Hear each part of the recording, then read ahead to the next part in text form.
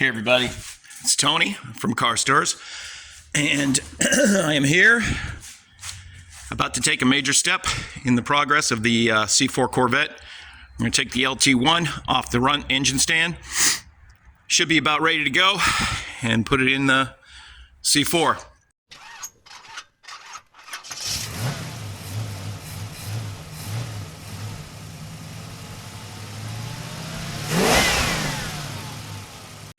Now, I don't have Charles here, so I'm a little nervous doing this on my own. Obviously, it can be done. I've seen other people do it. So I'm going to pluck a few things off the motor, like the catch can and the ECM. I'm going to take that all off.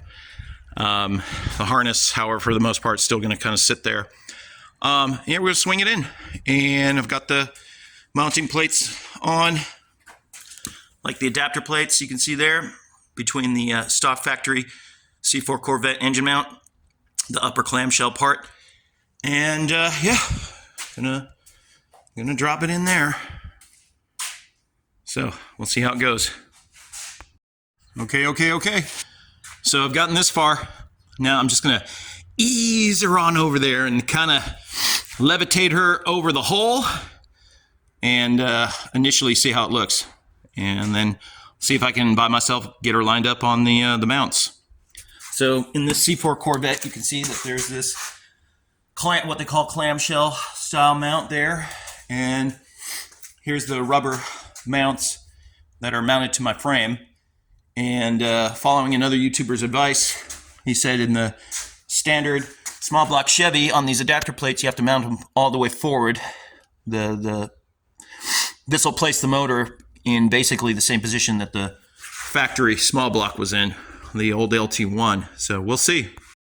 Yeah, so when you got your lift up high and you're trying to move the lift sideways, I think that's kind of when people get in trouble with these things tipping over and causing problems, especially when the lift is kind of, the arm is pushed out as far as it'll go. So you're only able to handle half a ton out there, and although that's 1,000 pounds, when it's way out there and high up, I mean, your center of gravity is so tippy top high, the thing could tip over. So I was trying to be extra careful while trying to push the lift sideways to swing her over the engine bay.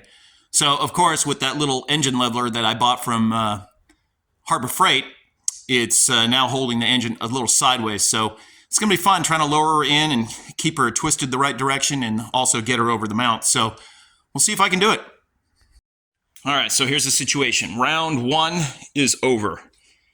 Trying to do it by yourself, not the best idea. What I did, I tried to use this engine leveler to get the engine to tilt way down so I could drop it in, and then I was going to set it on the mounts and kind of get it to rock on the mounts as it set down, and hopefully would have leveled out. Yeah, that wasn't happening. So the main problem is that this intake, this is that TBSS intake, it's way too high to fit in there without tilting the motor or doing any other kind of shenanigans. So what I'm thinking is I'm just going to take off the intake. I'm going to put the motor in without the intake on. That'll be way more room for me to get the motor in. And then if this intake does not fit, I always thought to myself, you know, the hood clearance I'm not concerned about, because this is just a fun track car. So, but I'm sure it'll fit on the motor and clear all that nonsense. I can move the engine forward a little bit if I need to. But then again, no, I'm worried about, I might have to get a custom drive shaft, since now it won't be in the same standard spot. So I don't know. It's only going to move like 1/8 of an inch or something. So, well, depending on how far I move it. But anyway, for now, round one is over. Maybe Charles can come help me tomorrow. We'll see if we can get this in, but the intake's ready to come off. I had this steam port, all interconnected steam port set up. I'm going to get rid of that. I'm going to block off the rear steam ports, and I'm just going to run a crossover in the front. Super simple, way better. I don't have to worry about water leaking out of here and none of that nonsense. So I think I'm just going to rivet shut these steam ports in the back. And that's kind of how they do it on the factory motors. I notice there's rivets in those holes, so I'm just going to find a rivet that fits and just rivet that hole shut. Might put a little RTV around the rivet as I stick it in the hole and then rivet it. That's it. Yeah, for now. So this is where we're at. Round 2 coming soon. Okay, so here we are for round 2. I've taken off the intake. I've removed these Chinese steam lines from the back. And what I did, I was originally going to rivet the hole back here, but I didn't have a rivet big enough. So what I did is I took the little Chinese fittings that came in the steam vent kit, and I put a rivet in that, and then I put a little RTV in it, screwed it back down. So that should keep the water from leaking out. On the front, I just got rid of that line coming from the rear and just cross from one side to the other, and then that line will go to the radiator. So should be all right. So now I'm going to try to get her in, and now that the intake's gone, should have a lot more room. So what I'm running into is that my lift is, like if this tire weren't here, probably going to have to remove it to get the lift in a little further and a little kind of over this way. I might still run into the same problem I had before, where I can't get enough tilt on the motor to get her dropped further in the back. But we'll see. I'm early on here in the stage, trying to lower her in. Hey, look who's here. Charles made it. He Let me suck my belly in, bro. It's all right. You just had a sandwich or something. So, yeah. So it's kind of in there. We got one side lined up, but I'm really, really not liking how close it is to the firewall. There's like literally no space. So I think this engine's got to twist just slightly like that and go down just a hair. And honestly, I don't think that's, actually it's not going to go down much, at least not on this side. So there's I'm literally in the firewall. So I'm not digging that. So we're going to pull it out and we're going to move the mounting plate, I think. It's kind of the thought right now.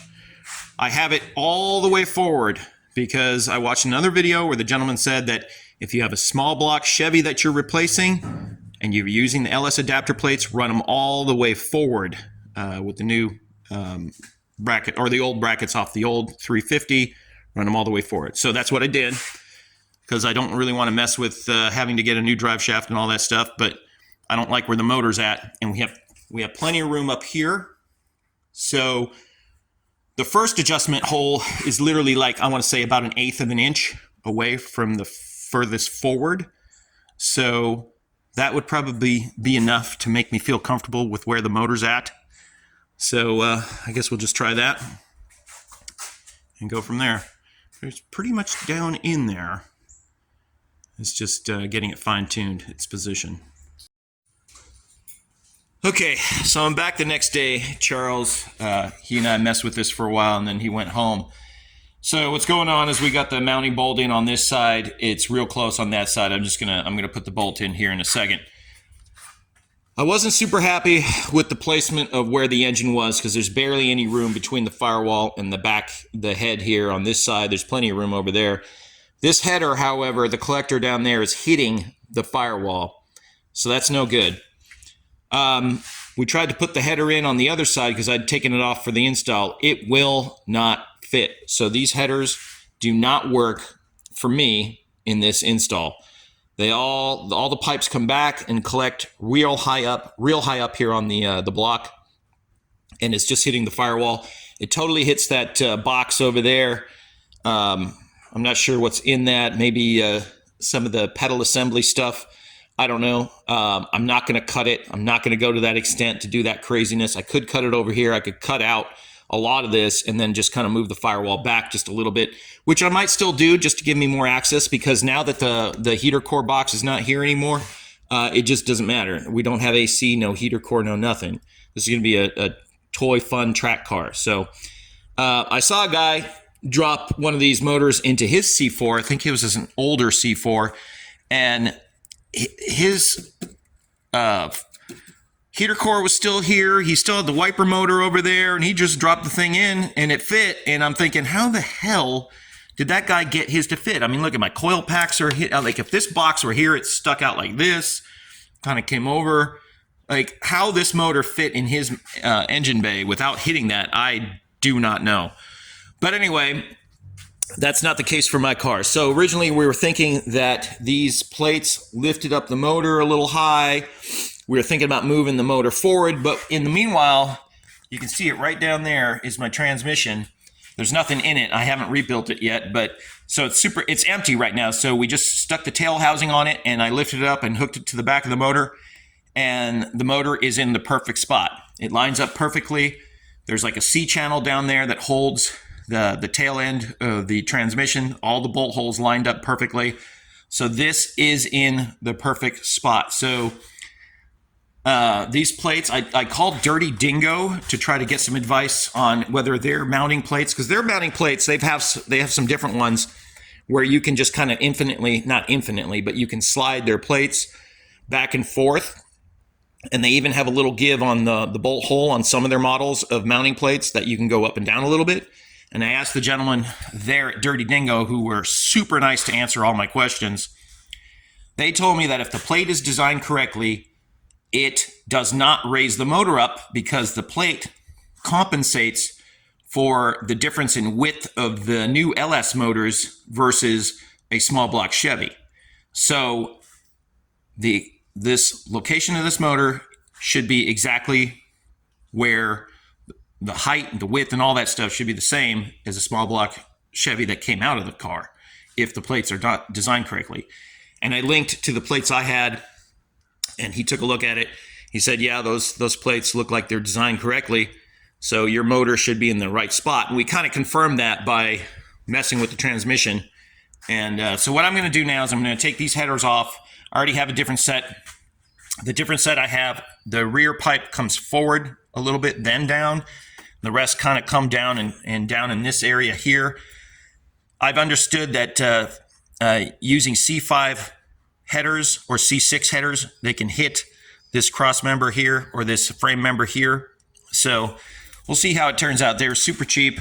So I'm just going to try those headers out. I definitely can't fit the header on this side. As you can see, my header, if it were coming, hits this right here. So, and I'm not cutting this, I'm not cutting this out of the way. That'd be ridiculous. So, I think with the different design of the new header, of course, trying to get the header bolt in there is going to be a nightmare. Oh man. Yeah, nobody said it was going to be easy, right? So,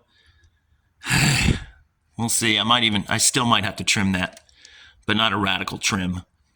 But anyway, yeah, so here we're at.